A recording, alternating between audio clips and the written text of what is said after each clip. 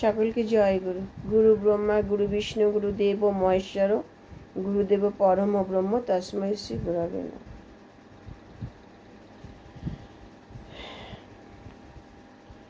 এই যে দেখুন বর্তমান ভারতবর্ষের অবস্থা, চারিদিকে শুনতেই পাচ্ছেন ভারতবর্ষের খুব খারাপ অবস্থা।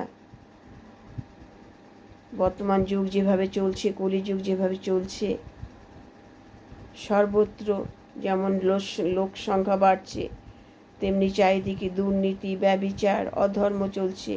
সব কিছুতে দুর্নীতি চলছে। শিক্ষায় দুর্নীতি, চাকরিতে দুর্নীতি, খাদ্য বাসস্থান সব কিছুতেই দুর্নীতি চলছে। এবারে হসপিটাল, অফিস, আদালত, স্কুল, কলেজ, হাট বাজার সব জায়গায় দুর্নীতি চলছে। সর্বত্র দুর্নীতি আর দুর্নীতি।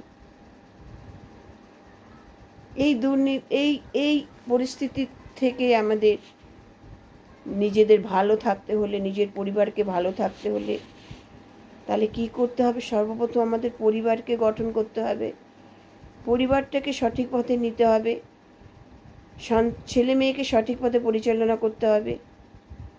প্রত্যেকটা পরিবার যদি এইভাবে চলে তবে হয়তো কিছুটা এই পরিস্থিতি কিছুটা হয়তো লাঘব হবে।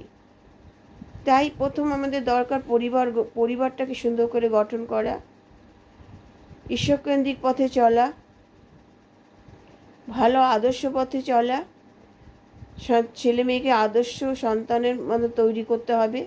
তার জন্য কী করতে হবে? ঠাকুর আগেই বলে দিয়েছেন, এই ক্রোধ, লোভ, মোহ, অহংকার, হিংসা এইগুলোকে ত্যাগ করতে হবে।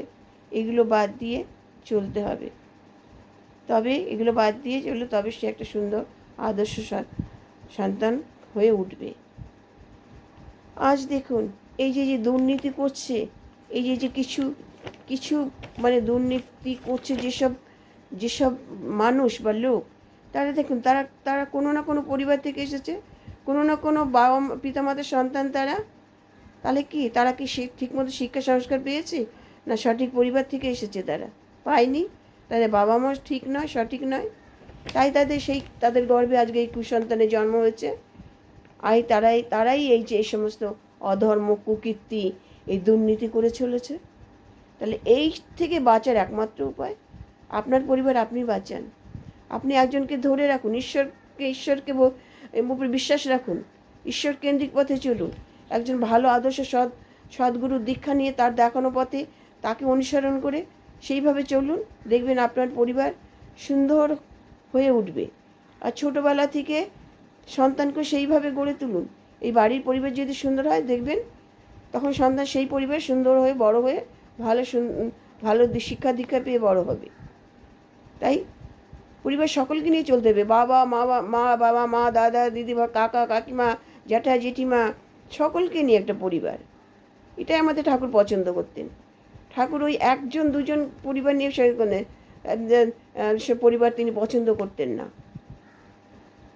তাহলে পরিবার কাকে বলে? সকলকে নিয়ে চলা, মিলেমিশে, সেটাই হবে একটা পরিবার, আদর্শ পরিবার। আর সেই পরিবারের সন্তানও ভালো হবে। তাই ঠাকুর বলে, আর সন্তানকে আপনি ছোটোবেলা থেকে আপনাদের গুরুজনদের দেখে সে শিখবে।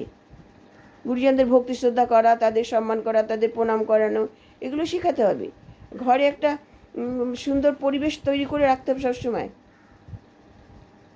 ইষ্টময় পরিবেশ করে গড়ে তুলতে হবে। বাচ্চা ছোট থেকে লেখাপড়ার সাথে সাথে এই শিক্ষা সংস্কার এগুলো শিখবে। প্রত্যেকটা সদস্যকে এইভাবে চলতে হবে পরিবারে। তবে ভালো থাকবে, তবে শান্তিতে থাকা যাবে, আনন্দময় থাকা যাবে। আর সেই সংসারে দেখবেন অশান্তি ঝড়েঝাটি থাকে না, কম হয়। আর একটা বাচ্চাকে আমাদের ঠাকুর বলেছে 3 বছর বয়স থেকে, বাচ্চা মানে কি একটা মাটির ডেলা, এই ডেলাটাকে আপনি যেভাবে গড়বেন ওরা সেভাবে গড়ে উঠবে। অনেক মায়েরা আছে সময় পেরিয়ে যাওয়ার পর শিক্ষা দেয়, সেই শিক্ষা কখনো নিতে নেয় না তারা। একটা মাটির ডেলাকে সে যেভাবে সুন্দর করে একটা মূর্তি করে করে গড়ে তুলবে, নিচে হাতে করে বড় হয়ে ওরকমই সে তৈরি হবে। একটা চারা গাছকে আমরা কী করি, জল দিয়ে সুন্দর করে যত্ন সহকারে তাকে বড় করে তুলতে হয়, তবে তবে সেই চারা গাছ বড় হলে ফুলে ফলে ভরে ওঠে।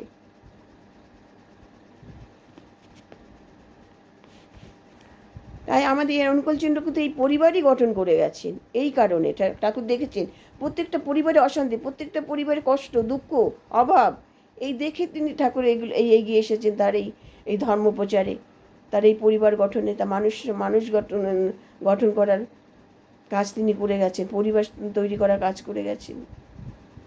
পরিবারকে কিভাবে সুন্দর করে তৈরি করা যায়, একটা পরিবারকে সে কর্তা ব্যক্তিকে আগে সঠিক পথে চলতে হবে। সেই হচ্ছে পরিবারের হাল যদি ঠিক না থাকে পরিবার কখনো ঠিক থাকবে না। তাই স্বামী স্ত্রী উভয়কে ঈশ্বর কেন্দ্রিক হয়ে চলতে হবে। আমাদের ঠাকুর আরও বলেছেন সবসময় ঘরের যে কর্তা ব্যক্তিকে ধর্মমতে চালিয়ে দিতে হয়, ধর্মমতে ঠেলে দিতে হয়, ঈশ্বরকেন্দ্রিক করে গড়ে তুলতে হয়। তখন দেখবে সেই ব্যক্তি সঠিক পথে চলে, কখনো বিপথে সে পদ সঞ্চালন করতে পারবে না। এটা প্রত্যেকটা মায়ের বোঝা উচিত। আর মা ব্যক্তি কী করবে, পরিবারটাকে সুন্দর করে পরিষ্কার পরিচ্ছন্ন মানে পরিপাটি করে একটা পরিবারকে পরিচালনা করবে, মায়ের হাতে থাকে পরিবার গঠন। সেখানে সকলকে নিয়ে চলার মানসিকতা তৈরি করতে হবে। হিংসা অহংকার সেখানে থাকবে না। ঠাকুর এই কথাই তিনি ঠাকুর বলে গেছেন। কর্ম করতে হবে, ঠাকুর বলেছেন কর্ম করো, প্রত্যেক পুণ্যপতিতে বলে গেছে কর্ম ধর্ম দুই ভাই পাশাপাশি, কর্ম করো, সংসার করো, কর্ম করো, তার সাথে ধর্ম করো, আর সন্তান নিজে হাতে তৈরি করো।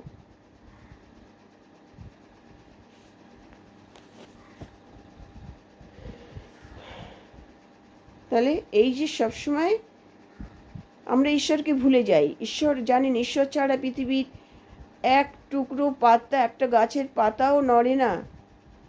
সেই পরিচালনা করছে, সেই চালাচ্ছে, তবে আপনি চলতে পারছেন। আপনি ভালো আছেন, আজকে কাজ করছেন কার দয়ায়? ঈশ্বরের দয়ায়। এটা আপনাকে মাথায় রাখতে হবে। আপনার পথে নিজস্ব পথে আপনি চলতে পারেন না, আর সেই চলা কখনো ভালো হয় না। প্রতি পদে বাধা সৃষ্টি হয়। তাই একটু সুন্দরভাবে চলতে হলে একজন কান্নারি, একজন সৎ গুরুকে বেছে নিতে হয়। আপনি ঈশ্বরের কাছে পৌঁছাবেন গুরুর হাত ধরে, গুরুকে আশ্রয় করে, আর সেই আপনাকে সুন্দর ভালো উপদেশ দেবে, সমস্ত বিষয় উপদেশ দেবে। যেমন গীতায় যেমন জীবনের সকল সমস্যার সমাধান আছে, একজন গুরু সেরকম সমস্ত সমস্যার সমাধান করে দেয়। এই আচার্য পরম্পরায় তাই করছে, আচার্যদের করছে। আজকে আমাদের ঠাকুর নেই, কিন্তু তাদের আচার্য পরম্পরা, বংশ পরম্পরায় তারা করে চলেছে। সকলকে সুন্দর উপদেশ দিচ্ছে, সকলের সমস্যার সমাধান করছে। হাজার হাজার মানুষ যাচ্ছে, ধৈর্য সহকারে সেই সমস্যার সমাধান করে চলেছেন।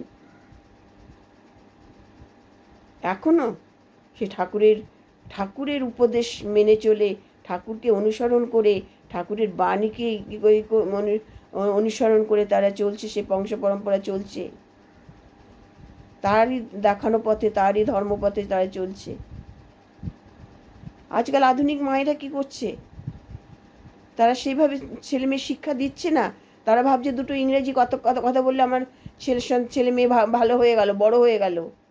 এই অহংকারে তারা চলছে। হাতে ফোন ধরিয়ে দিচ্ছে, 24 ঘন্টা ফোন ধরিয়ে দিচ্ছে। 30-40 হাজার টাকা দামের 20,000 টাকাতে ফোন ধরিয়ে দিচ্ছে। কষ্ট কি তাদের শেখাচ্ছে না? কষ্টটা কি? টাকার মূল্য শেখাচ্ছে না। কিভাবে কষ্ট করে মানুষ হতে হয় সেটা তারা কিন্তু শেখাচ্ছে না। এই জন্য তাদেরই ওই সন্তানই পরে পরিবেশে ভুগবে। তারা পরিবেশে ঠিকমতো খাপ খাওয়াতে পারবে না বড় হয়ে। তা মায়েরা তো তাই করছে, না শিক্ষা সংস্কার দিচ্ছে, না গুরুজনদের সম্মান করা শেখাচ্ছে, না বাবা মাকে তারা ভক্তি করছে। বাবা মার পদে পদে ভুল করে চলেছে, আর সেই সন্তান বড় হয়ে কি একটা সঠিক আদর্শ সন্তান হবে?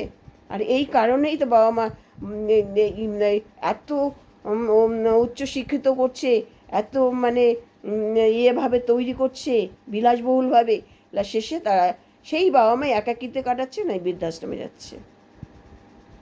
তাই প্রথম থেকে যদি সঠিকভাবে সঠিক পথে চলা যায়, ছেলে মেয়েকে নিয়ে পরিবার গঠন করে সেইভাবে শিক্ষা সংস্কার দিয়ে, তবে একটা পরিবার সুন্দরভাবে গড়ে ওঠে, আর সেখানে থাকে আনন্দ, সেখানে থাকে খুশি।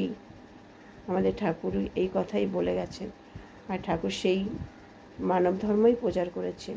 সে মানুষকেই গঠন করে গেছেন, মানুষকে সংস্কার করে গেছেন, মানুষ গড়ার কাজ করে গেছেন, মানুষ যাতে সুখে শান্তিতে বেঁচে বেড়ে থাকতে পারে। জয় গুরু। আমার আলোচনা ভালো লাগলে একটা লাইক, শেয়ার ও কমেন্ট করবেন, সকলকে জানতে সাহায্য করবেন। সকলের মঙ্গল কামনা করি।